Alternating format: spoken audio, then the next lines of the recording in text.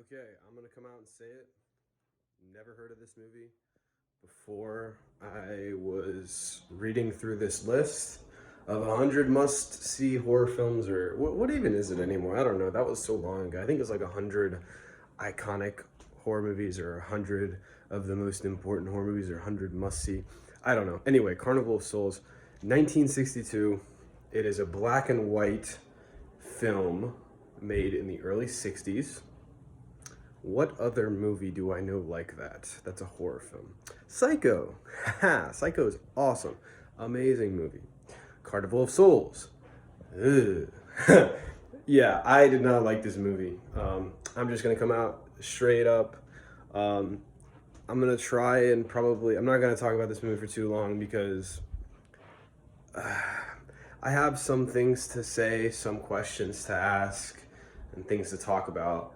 But at the same time, I don't really care enough. So, first thing I will talk about is it is in black and white, and it did come out in the early 60s, well after, colorization began as a commonplace for movies. However, this movie was independently made on a super low budget, and similar to Psycho, coming around similar time, it was black and white due to budget constraints. So it makes sense why it's black and white. I will say the fact that it is black and white certainly plays in its favor, right? As a horror film, uh, the creepy factor, I was thinking about this as I was watching this, is definitely amplified by the fact that it's black and white.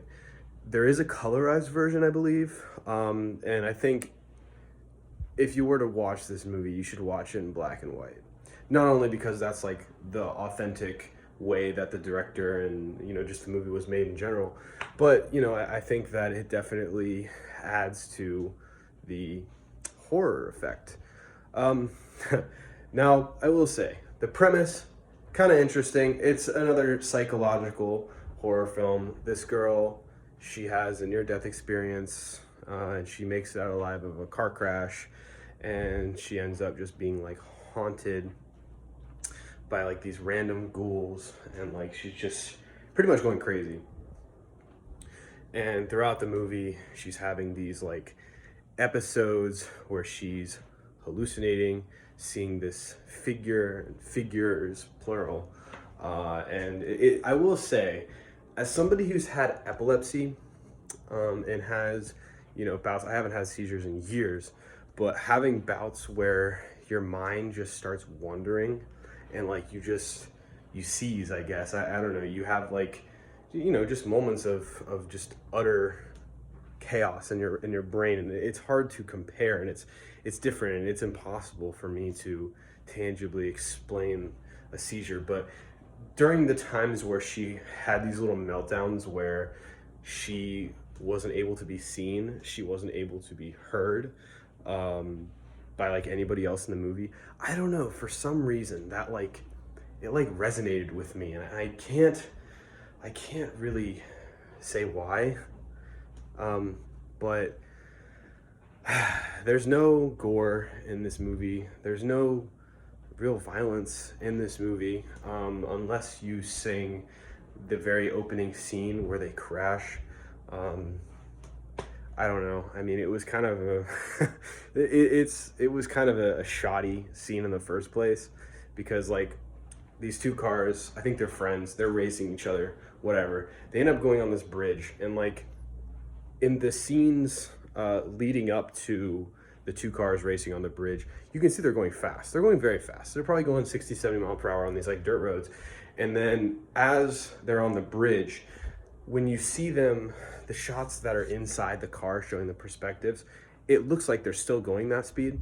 But then when it actually shows the footage of them like on the bridge, like the camera is like obviously on a trailer, recording as it's going in reverse, the cars coming forward, they look like they're going 15 miles per hour.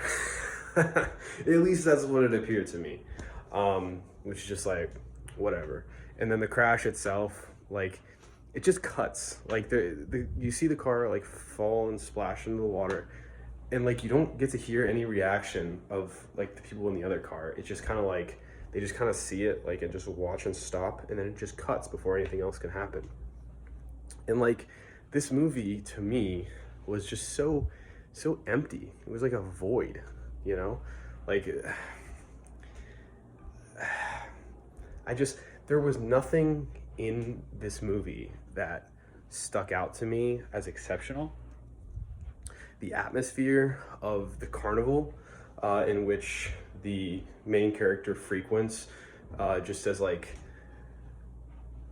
it's like a mode of intrigue for her. Like, she's just so infatuated pretty much with this carnival that the minister of her church that she's an organist for tells her about, and she's just like so curious, and I think she goes to it a couple times.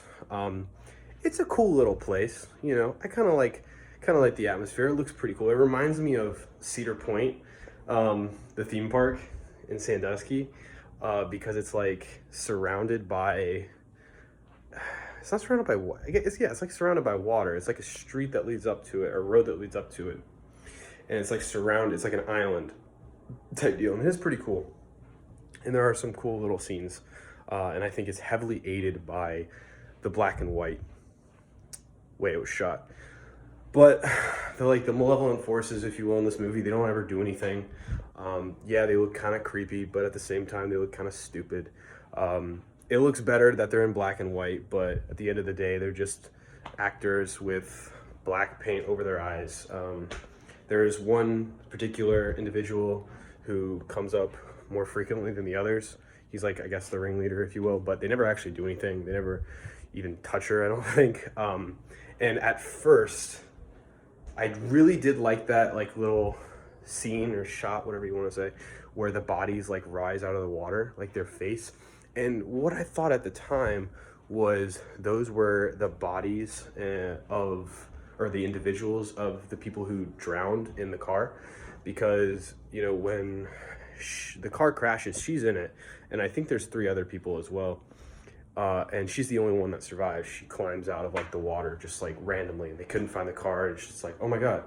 And that's what I thought the people were. It might be, I guess I would have to rewatch to find out, which I'm not going to, because I didn't think this movie warranted a rewatch, personally. But yeah, all this shit happens. You know, she's got like this creepy little boyfriend or whatever, or guy that wants to be her boyfriend, tries to seduce her, but she doesn't want to be with him or whatever.